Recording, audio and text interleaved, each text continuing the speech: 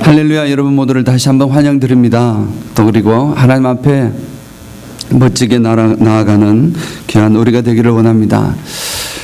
11월 달 동안 우리가 건강한 교회를 만들자. 어떻게 건강한 교회를 만들 수 있을까? 첫 번째로 우리가 봐야 하는 것이 초대교회 때는 어떤 건강한 교회들이 있었고 또 어떤 교회들이 어떤 모습으로 나아갔는지를 역사를 살펴보면서 우리 교회가 정말 2015년도 동안 어떤 일을 해야 되고 또 계획을 잡고 세우는 데에 미끄럼이 되기를 원해서 이렇게 하나님 말씀 건강한 교회 만들기를 이렇게 같이 말씀을 나누고 있습니다. 지난주에 혹시 어떤 교회를 나눴는지 기억이 당연히 나시겠죠? 그렇죠? 예, 안디옥 교회라는 교회를 같이 살펴보았습니다. 예루살렘 교회에서 사실은 복음 증거가 시작이 되었지만 예루살렘 교회에서 복음이 증거되기 시작해가지고 사마리아 땅으로 가서 사마리아 교회, 예루살렘 교회, 안디옥 교회 이 말씀들은 여러 번 말씀드렸지만 어떤 한 교회를 말을 하는 것이 아니고 그 지역에 있는 교회들을 이야기한다는 것을 항상 우리가 생각을 해야 될 것입니다.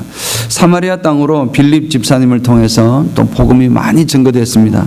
그리고 베드로와 요한이 증거가 되었고 또 그리고 더 나아가서 어디까지 왔습니까? 안디옥까지 왔습니다. 그곳에서 예수 믿는 사람들이 유대인들만 이렇게 이루어지다가 드디어 본격적으로 안디옥이라는 곳에 와서 이제 하나님을 믿는 백성들 가운데 이방인들이 하나님의 백성으로 들어오기 시작을 했고 그 모임들이 강하고 아주 스트롱한 교회를 형성했던 것이 안디옥 교회였습니다. 안디옥 교회가 참 의미가 있는 것이 안디옥 교회에서 처음으로 크리스찬이다. 저분들은 예수를 따른 사람들이다. 그리스도를 믿는 사람들이다. 라는 이름을 얻게 되었습니다. 그래서 크리스찬이라는 것이 그 이후의 인류 역사에 얼마나 큰 영향을 미치는지는 여러분 잘 알고 계실 것입니다. 그런 이름이 처음 부여되었고 처음으로 선교사를 파송을 했던 곳이 바로 이제 안디옥 교회였습니다. 그 두 명이 유명하신 바로 바나바와 바울이었습니다. 이 두 분을 통해서 이 두 분만은 아니지만 특별히 사도 바울을 통해서 이제 1차, 2차, 3차 전도 여행이 진행되어지고 또 로마로 가는 전도 여행을 통해서 이제 놀라운 역사가 한 거의 100년, 200년, 크게는 300년 만에 이 정말 지중해를 중심으로 한 당시 사회 전체라고 할 수 있는 아프리카 사회와 이제 아시아 근동 지역과 유럽 사회 밑에 끝 부분까지 다 하나님의 복음으로 이렇게 전파가 되는 놀라운 역사가 정말 전무후무한 역사가 일어나는 것입니다. 그 뿌리 속에 예루살렘 교회부터 시작을 했지만 본격적으로 그 사역을 착수했던 교회는 안디옥 교회였습니다.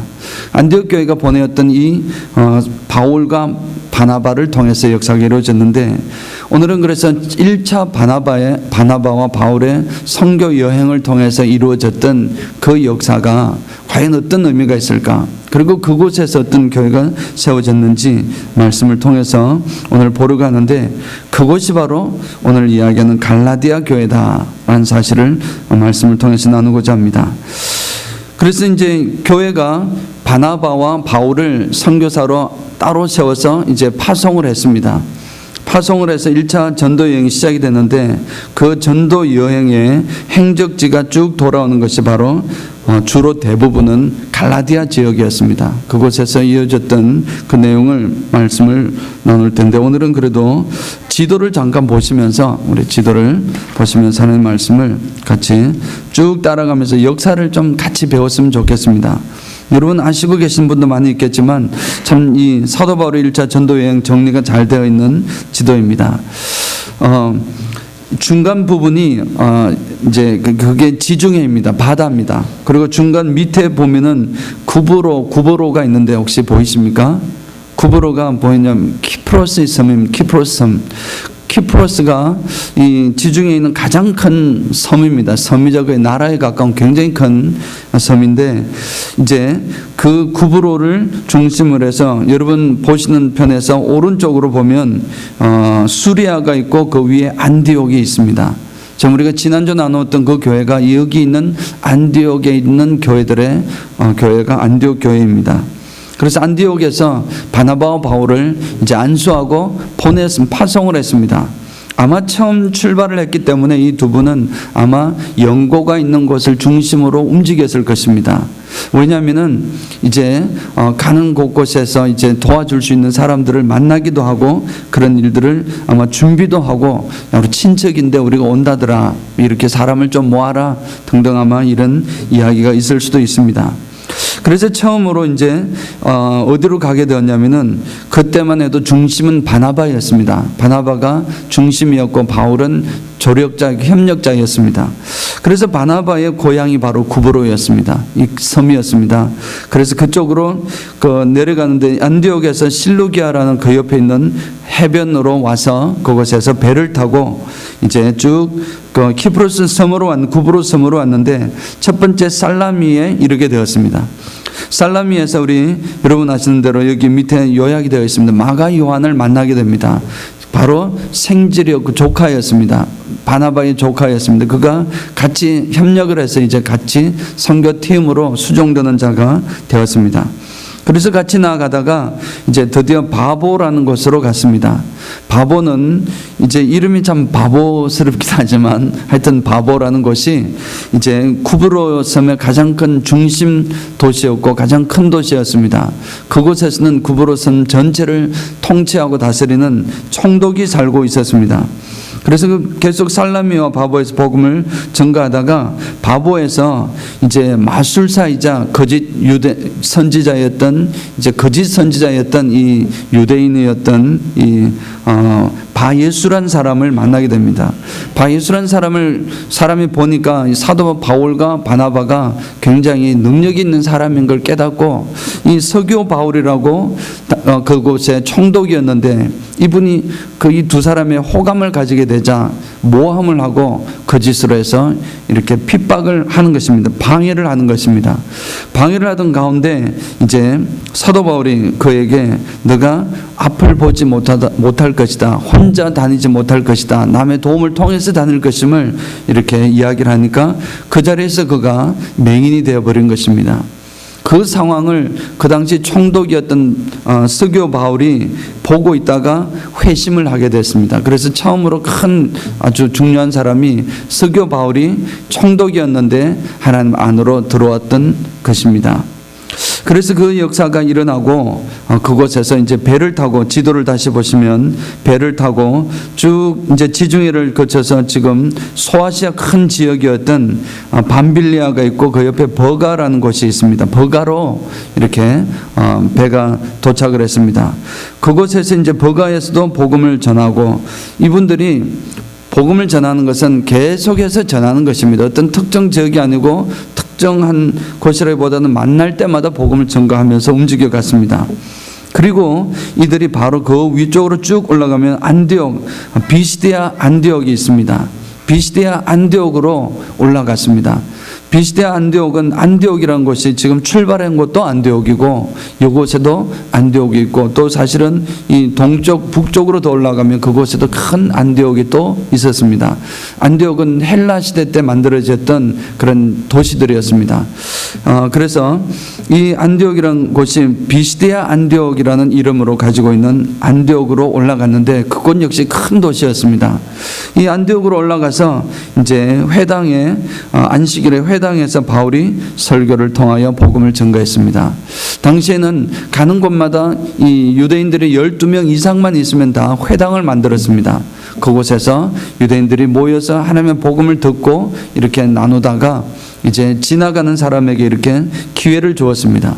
바울에게 기회를 주니까 바울이 설교를 하면서 복음을 전가했는데 많은 이들이 이곳에서 바울과 바나바를 따르게 되었습니다. 그래서 13장 44절 같은 것을 보면 좀 과장된 표현이지만 거의 온 시민이 거의 다 하나님의 말씀을 들으러 나왔더라 그렇게 하고 있습니다. 첫 번 주일날 복음을 전했는데 사람들이 모여든 것입니다. 그리고 나서 다음 주일도 꼭 와달라고 요청을 했습니다. 그래서 다음 주일날 그 도시 사람들 다 왔다고 그러니까 정말 다 오진 않았겠죠. 그러나 표현법에서 그러나 수많은 사람들이 관심을 가지고 복음 안으로 들어왔다는 사실을 볼 수가 있습니다. 이제 안디옥이라는 도시가 비시대 안디옥입니다. 이곳이 이제 굉장히 많은 교회가 생겼을 것입니다. 수많은 사람들이 믿게 되었고 이렇게 나아지게 되었는데, 그러니까 이렇게 잘 하나님의 말씀이 흥왕되어 나타나면 반드시 적대 세력이 나타났습니다. 하지만 이를 시기하던 유대인들이 있었습니다. 이 유대인들의 시기를 통해서 그 지역을 쫓겨나게 되었습니다. 그렇지만 그 가운데서 또 많은 개종자가 생겼고 수많은 제자들이 기쁨과 성령으로 충만하였다. 이제 52절을 보면은 그렇게 표현을 하고 있습니다. 그래서 핍박은 받았지만 수많은 제자가 이미 생겼고 또 그 제자들 가운데서도 희락이 있고 기쁨이 있고 성령으로 충만하게 되었습니다. 그래서 지도를 다시 보시면 저 위에 안디옥에서 다시 이분들이 어디로 갔습니까? 오른쪽으로 쭉 가서 이고니온이라는 곳으로 가게 되었습니다. 이고니온으로 가서 또 복음을 전했습니다. 역시 회당 중심으로 복음을 전했습니다. 회당에서 복음을 전가하니까 많은 유대인들과 많은 헬라 사람들이 믿게 되었습니다. 그곳에서도 많은 역사가 수많은 사람들이 하나님의 복음을 듣고 들어왔던 것입니다. 하지만 역시 믿지 않는 사람들이 믿지 않는 유대인들이 항상 이 회방을 놓았습니다. 유대인들이 선동으로 이 지역 사람이 이제 거의 두 패로 나뉜 것입니다. 이제 처음 예수 믿는 사람들이 예수를 믿고 회개하고 하나님께로 돌아온 패가 있었고, 또 이 유대인들 중심으로 기존 세력을 가지고 있는 사람들 두 패가 있어놨고 서로 갈등이 생기게 되었습니다. 그래서 한쪽에서 이제 그 두 사도를 돌로 쳐 치려고 하자 이 사실을 미리 알았던 이 두 사도가 루스드라로 도망을 하게 되었습니다.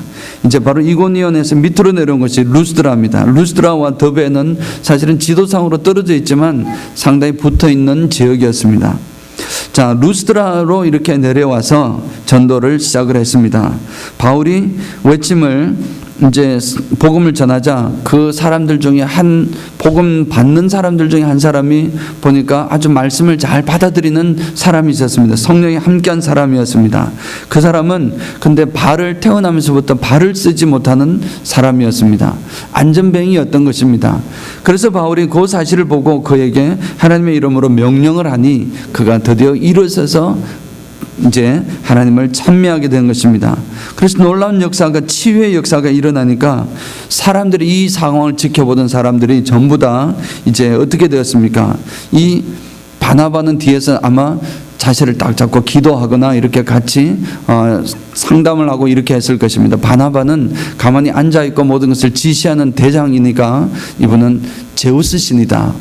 그리고 이 바울은 앞에서 열정적으로 복음을 증거하고 이렇게 했으니까 저분은 이 바나바의 이제 제우스의 소식을 전하는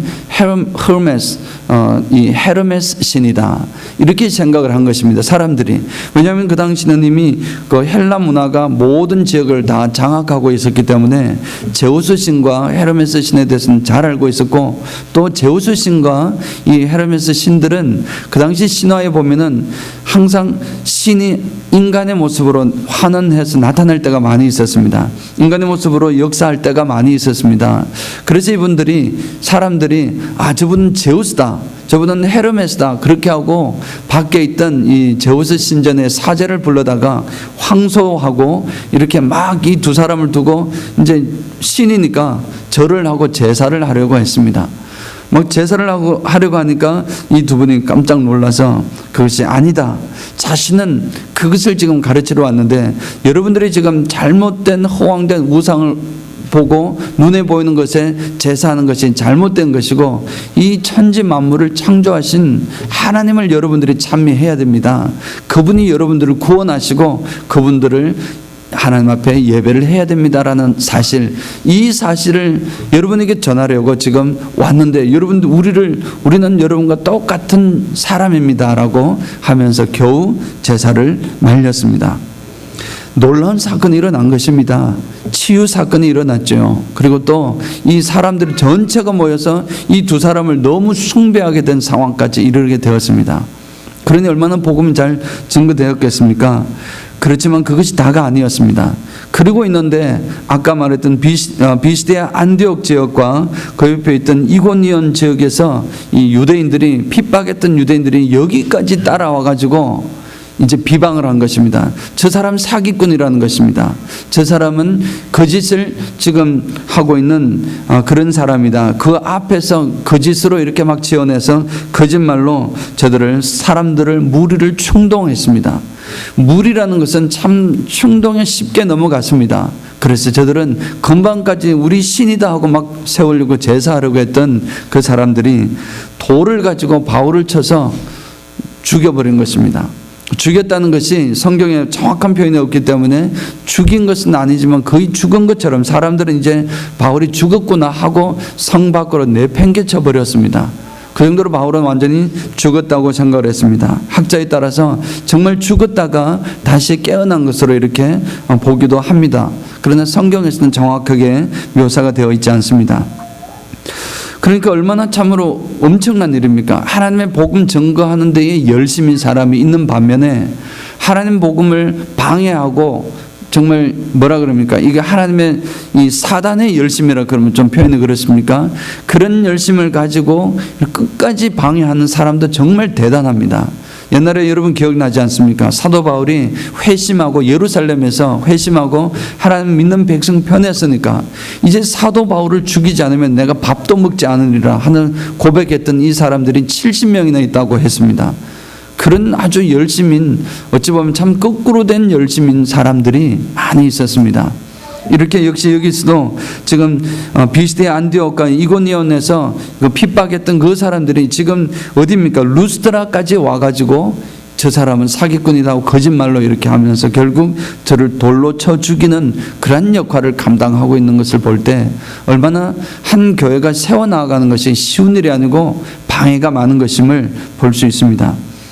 그리고 나서 이제 성 밖으로 내팽개쳤을 때에 제자들이 둘러싸서 바울을 있을 때에 바울이 깨어났습니다. 그리고 바나바와 더불어 바로 그 옆에 있는 더베로 이렇게 갔습니다. 더베로 가서 그곳에서 복음을 전했습니다. 많은 제자들이 또 생겨났습니다. 그리고 나서 이제 더베가 이 전도 여행의 마지막 지였습니다.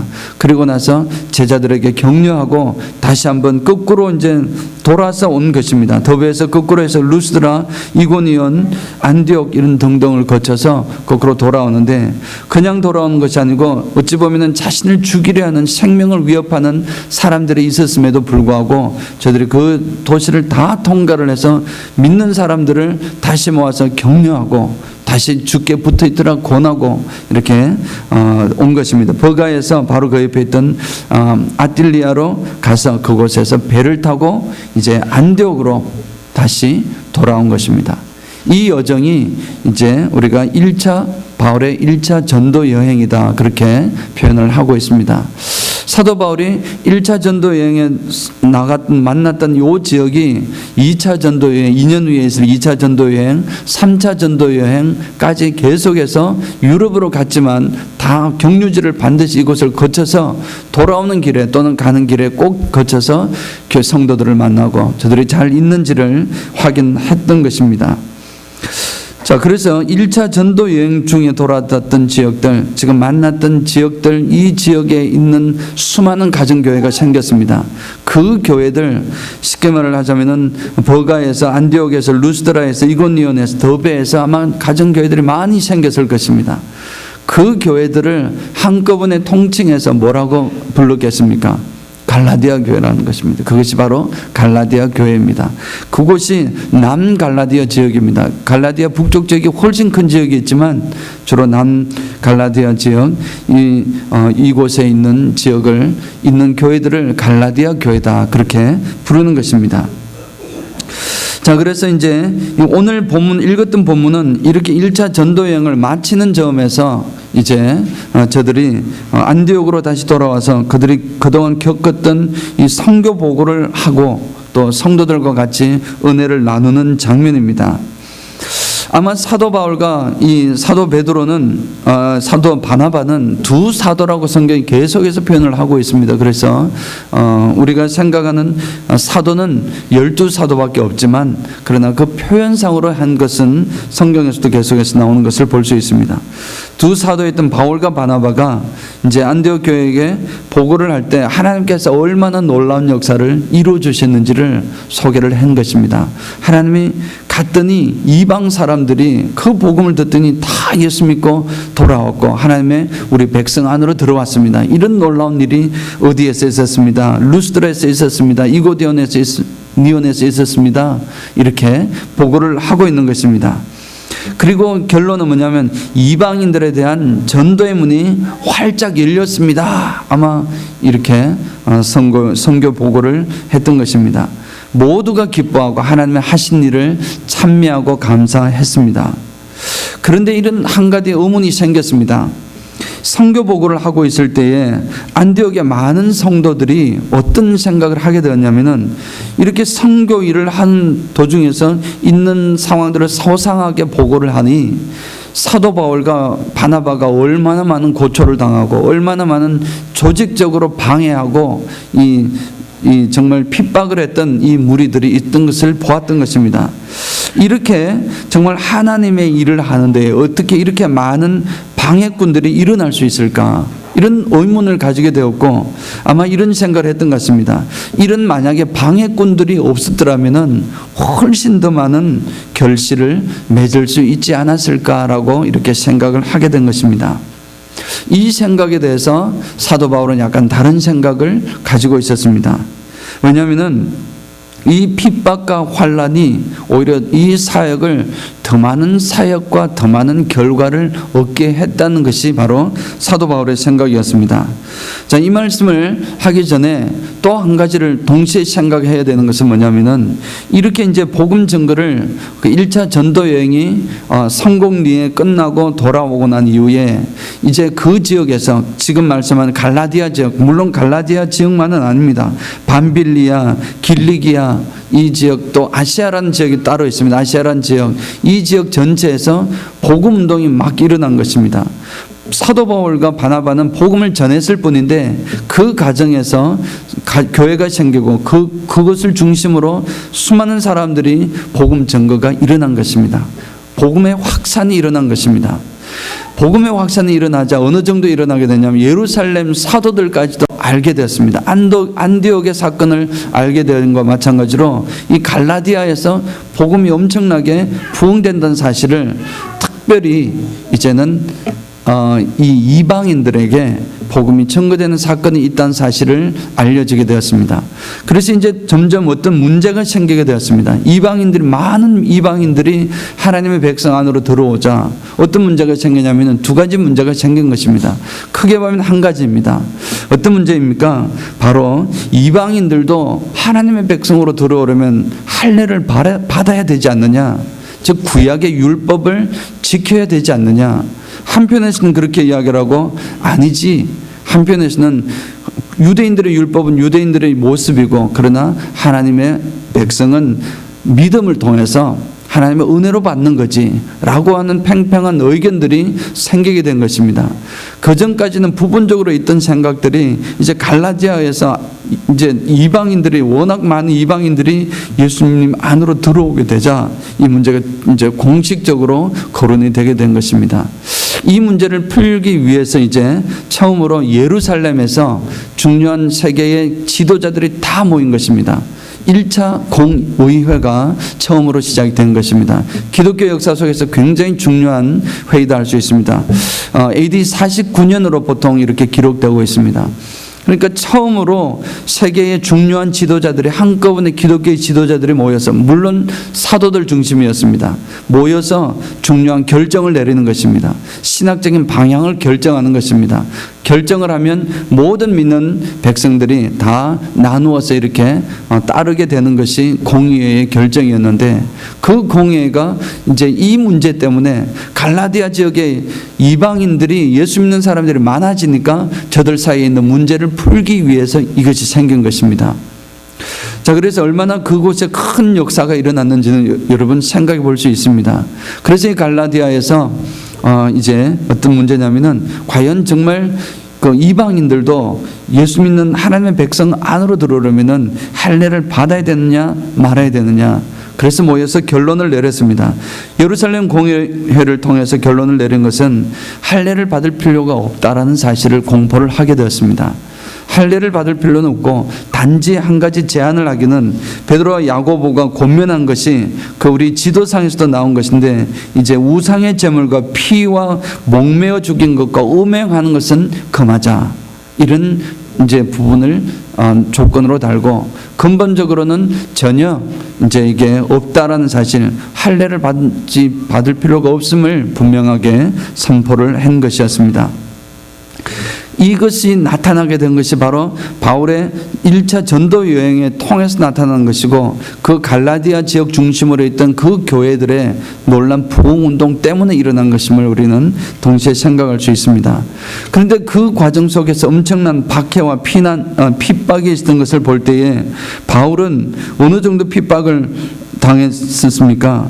어느 정도 당했느냐면은 금방 이야기한 대로 돌에 맞아서 거의 죽을 정도에 이르렀던 것입니다. 죽을 정도로 이르렀던 그것이 얼마나 많은 이 나중에 큰 역할이 이루어졌느냐면 한번 잠깐 하나의 예를 보도록 하겠습니다. 우리가 아까 루스드라라는 곳에서 이 정말 경배도 받았지만 돌로 쳐서 바울이 거의 죽은 것처럼 죽기까지 거의 했던 것입니다. 그곳에서 복음을 뿌렸습니다. 그런 엄청난 핍박이 있었습니다. 죽기까지 정말 핍박이 있었습니다. 그러고 나서 사도 바울이 제 2년 후에 2차 전도 여행을 또 떠났습니다. 바나바는 구브로 지역으로 갔고 바울은 이제 그쪽 지금 바로 그 갈라디아 지역으로 갔습니다. 육지로 갔습니다. 그곳에서 갔을 때에 루스드라 지역을 다 거쳐갔습니다. 한번 말씀을 드린 대로 이렇게 지난번 했던 것을 다시 한번 거쳐서 그곳에 복음을 더욱더 확고하게 했습니다. 두 번째 갔을 때 2차 전도 여행 때 루스드라에서 한 사람을 만나고 한 젊은 청춘을 만나게 되는데 그 사람이 바로 디모데란 사람이었습니다. 이 디모데는 이 정말 사도 바울의 영적인 아들일 뿐만 아니고 초대교회의 속사도 시대의 가장 중요한 위대한 지도자가 되었습니다. 그래서 수많은 좋은 영향력을 끼쳤던 그런 사람이었는데 이분이 바로 어디에서 나왔냐면은 바로 루스드라는 지역에서 복음을 전거했는데 그 복음을 전거한 가정교회가 만들어졌고 가정교회에서 복음을 받았던 그 어린 이 중에 한 사람이었던 것입니다. 이분이 또 그 가족이 벌써 예수를 믿고 주변 사람들을 예수 믿고 그렇게 해서 있는 과정 속에서 이제 놀라운 이 역사가 이 디모데라는 걸출한 어찌 보면은 일꾼을 얻게 되었는데 나중에 바울은 디모데에게 이렇게 고백하는 것을 고백함으로써 이걸 꼭 기억해라. 이제 바울이 디모데에게 말씀한 것인데 디모데는 그 평생토록 이 말씀을 듣고 살았던 것으로 이렇게 기록되어 있습니다. 디모데후서 3장 10절 11절 우리 성경 본문에 있으니까 우리 같이 한번 보도록 하겠습니다. 우리 조금 길지만 같이 한번 읽어보겠습니다. 나의 교훈과 행실과 의향과 믿음과 오래 참음과 사랑과 인내와 박해를 받음과 고난과 또한 안디옥과 이고니온과 루스드라에서 당한 일과 어떠한 핍박을 받은 것을 내가 과연 보고 알았거니와 여기까지요. 잠깐만요. 내가 과연 보고 알았거니와 하는 것은 지금 앞에서 이런 수많은 고난이 있었다는 사실을 알고 있었는데 안디옥은 아까 그 비시디아 안디옥입니다. 비시디아 안디옥에서 이고니온에서 루스드라에서 당했던 사도 바울이 당했던 그 고난에 대해서 디모데야 너 다 알지 않느냐. 지금 그 이야기를 하고 있습니다. 어떻게 고난을 받은 것을 내가 보고 알았거니와 그 다음 마지막 부분 한번 같이 읽어보겠습니다. 주께서 이 모든 것 가운데서 나를 건지셨느니라. 그런 환난과 핍박 가운데 하나님께서 사도 바울을 건지셨다는 사실을 디모데가 위트니스가 됐다는 것입니다. 정인이 됐다는 사실을 말씀해 주고 있습니다. 사도 바울이 디모데에게 사랑하는 디모데에게 젊은 목회자에게 앞으로 하나님 앞에서 이런 헌신된 일꾼이 되거라 하면서 주신 편지가 디모데 전서, 디모데 후서입니다. 디모데 후서는 이제 사도 바울이 정말 말년에 어찌 보면 죽기 직전에, 순교하기 거의 직전에 쓰여졌던 그 편지 글이었습니다. 이 디모데에게 이것을 기억해라는 것입니다. 내가 과거에 너 동네 갈 때, 너희 집 있던데 그곳에 갈 때 얼마나 핍박을 받고 어려움을 당했느냐. 죽을 정도로 맞았었다. 그러나 그 가운데서 기억해야 할 것은 하나님께서 함께 하셨다는 사실을 기억해라는 것입니다. 그래서 세상 살아가면서 얼마나 어떤 누가 어려움이 있고 환난이 있다 할지라도, 이때는 지금 에베소에 가 있었습니다. 디모데는 에베소 교회의 목사님이었습니다. 그렇게 하고 있을 때 어려움이 있고 환난이 있더라도 하나님께서 함께 하시는 거 보았지, 그 이야기입니다. 그래서 그 말씀을 가지고 힘있고 용기 있게 해서 결국 승리하거라. 실제로 그 말씀을 가지고 이 디모데는 바울의 그 상황을 알고 있었고 그 어려운 환난 가운데 일어났던 하나님의 함께하심을 보았기 때문에 결국 이것을 기억하면서 평생 그는 가장 위대한 그런 사역자의 길을 갈 수 있었고 수많은 좋은 영향력을 끼칠 수 있었던 것입니다. 사랑하는 성도 여러분, 나중에 이 사도 바울은 이 갈라디아 지역에 있는 이 교회들에게 또 편지를 썼습니다. 그것이 바로 갈라디아서입니다. 이 갈라디아서는 갈라디아에 있는 교회들에게 보내는 편지였습니다. 수많은 지금 루스드라에 있는 교회, 이고니온에 있는 교회, 비스디아 안디옥에 있는 교회, 이런 교회들을 다 통칭하는 것입니다. 그 교회들에게 지금 사도 바울은 갈라디아 지역에 있는 교회니까 갈라디아 교회라고 했습니다. 그곳으로 편지를 보냈는데 이 사도 바울이 썼던 첫 번째 편지였습니다. 굉장히 열정을 가지고, 왜냐하면 분노한 마음도 가지고 있었습니다. 환란이 금방, 그런 사실 복음 증거하는 과정 속에서도 그런 어려움이 있었는데 이제 어느 정도 교회가 세워지고 나아가니까 어떤 문제가 생겼냐면은, 이제 아까 말씀드린 그 이방인에게도 할례를 받아야 한다, 받게 해야 한다고 주장하는 그 주장을 가진 사람들이 거짓 선지자들입니다. 이 유대인들인데 그 유대인들이 이제 이 지역으로, 갈라디아 지역으로 많이 침투해 들어간 것입니다. 그곳에서 각 교회에다가 이렇게 복음을 전한다는 형식으로 이방인들은 반드시 이 유대인의 율법을 지켜야 함을 강조를 했던 것입니다. 그래서 많은 사람들이 그럴듯하니까 하나님께서 선택한 백성이었고 그렇게 했던 것을 보고서 많은 사람들이 또 넘어가 버린 것입니다.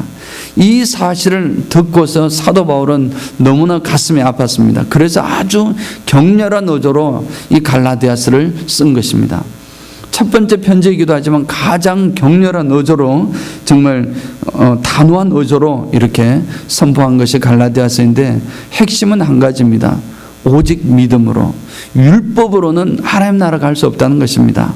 오직 믿음으로 너희들 왜 하나님의 거룩한 복음을 버리고 그 꼬임에 넘어가느냐, 책망을 하면서 너희들 절대로 그 넘어가지 말라고 단호하게 율법이 아니라 믿음으로 하나님 나라에 구속될 것이다 하는 사실을 선포한 것입니다. 하나님 앞에서 믿음으로 받는 이 구속과 자유함은 모든 사람에게 열린 것이다. 종이나 자유자나 남자나 여자나 구분이 없다. 하나님 앞에서 주는 큰 은혜가 이미 너희들이 받은 그 복음임을 선포를 하고 있는 것입니다. 그래서 결국은 이 갈라디아에 있는 교회는 처음에 복음이 전거되고 가정교회가 세워질 때 엄청난 핍박이 있었습니다. 본문은 이제 사도 바울, 바나바의 고난 받은 것을 이야기를 했지만 그 원래 유대인들이 그 가정교회를 얼마나 핍박을 했는지는 충분히 짐작이 가고 남음이 있습니다. 세워질 때부터 수많은 핍박과 어려움 가운데 있었지만 또 어느 정도 교회가 세워졌을 때도 이러한 이단적인 사설이 잘못된 사상으로부터 공격을 당한 신앙적인 혼란을 이렇게 겪었던 그러한 이 갈라디아 교회였지만 결국은 이런 환란을 통해서 그런 걸출한 디모데 같은 인물이 나오고 그것을 통해서 결국 수많은 복음의 기초가 되었고 많은 이방인들에게 영향을 주었기 때문에 이 예루살렘 공의회가 열리게 만들어서 기독교의 본질을 다시 한번 정리하게 만들고 하는 이러한 모든 것을 통해서 결국 환난을 인하여 더욱더 빨리 주님이 원하시는 아름다운 교회로 나아갔던 교회다, 그렇게 말을 할 수 있는 것입니다. 사랑하는 성도 여러분, 과연 우리가 두 번째로 우리가 보았던 이 갈라디아 교회, 갈라디아 지역에 있는 이 교회들을 통해서 우리가 배울 것은 무엇입니까? 우리가 정말 해야 할 일은 무엇입니까? 건강한 교회를 세우기를 원합니다. 그런 간절한 소망이 있습니다. 건강한 교회를 세우려면 어려운 핍박이나 어려움이 분명히 있을 것을 예상할 수 있습니다. 그러나 그 위기 가운데서도 언제나 한 번도 예외가 없이 우리 주님께서 함께 하시고 도와주시고 함께 하셨다는 사실을 동시에 우리는 기억해야 할 것입니다. 그래서 주님의 함께 하심을 바라보며 승리하고 나아갈 때는 그러한 어려운 점이나 정말 핍박이나 그러한 것이 오히려 토대가 되어서 그 토대를 딛고서 더 큰 축복을 누리는 그런 놀라운 역사를 보게 되는 것입니다. 결국 교회의 근본이라는 것은 복음을 증거하는 것입니다. 왜 교회가 있습니까? 지난주 5가지를 보았지만 그것의 한 것으로 요약을 한다면 또 복음 증거에 있는 것입니다. 복음을 어떻게 효과적으로 전할 수 있을까? 이것이 우리의 고민이 되어야 합니다. 이것은 목사의 고민만이 아닙니다. 여러분 모두의 고민이 되어야 될 것입니다. 내가 만약에 하나님께 복음을 증거를 하는데 지난 한 해 동안 또는 지난 10년 동안 아니면 지난 한 달 동안 내가 복음을 전하지 않았구나, 그런 마음이 들면 어떻게 하면 효율적으로 내가 복음을 전할 수 있을까? 그 고민을 목사만 하는 것이 아니라 장로님만 하는 것이 아니라 집사만 하는 것이 아니라 모두가 해야 되는 것입니다. 사랑하는 성도 여러분, 모두가 하나님께서 부르신 이런 복음의 열정을 주신 그것이 근본이기 때문에 그렇습니다. 그래서 더 이상 우리는 예수천당 불신지옥이라는 슬로건만으로는, 이 슬로건 외침만으로는 결코 효력을 구하기가 쉽지가 않다, 기대하기가 쉽지 않은 것을 우리는 알고 있습니다. 그럼에도 불구하고 우리는 이 복음 증거의 열정은 이 갈라디아 교회 성도들처럼 가져야 될 줄 믿습니다. 이 복음을 가지고 가정에 바울로부터 바나바로부터 받았던 그 복음을 가정에서 주변 사람들에게 증거했던 것입니다. 그래서 놀라운 폭발력이 일어났던 것을 볼 수 있습니다. 그런 열정을 가지고 뛰는 사람들이 우리가 되어야 할 것입니다. 또 동시에 그 제자들처럼 복음을 그 제자들처럼 자녀들에게, 내 가족들에게, 친족들에게 전하는 것입니다. 그리고 그들 자녀들 가운데서 또 이 디모데와 같은 걸출한 사람을 배출해내는 그러한 우리 교회가 되어야 될 줄 믿습니다. 우리 교회가 이제 내년을 꿈꾸고 있을 때 지금 당장으로 물론 가지만 정말 건강한 교회로 세워지기를 간절히 원합니다. 이 건강을 세우는 것은 저절로 만들어지는 것은 결단코 아닐 것입니다. 우리가 같이 고민하고 같이 기도하고 하나님 앞에 묻고 또 같이 연구하고 하나님 앞에 간절한 마음으로 같은 마음으로 또 기도하고 그렇게 나아갈 때에 하나님께서 2015년을 통하여 또는 우리 지금부터라도 하나님께서 이 교회를 통하여 하나님께서 하실 일을 마음껏 이루어 가실 줄 믿습니다. 이 갈라디아 교회를 본받아서 우리는 정말 복음의 열정을 가지고 어떤 시련이 와도 결코 이기는, 그래 오히려 그 어려움 때문에 더 큰 역사를 이루어지려는 우리 은혜와 평강교회 되시고 또 우리 모두가 되시길 주님의 이름으로 축원드립니다. 아멘.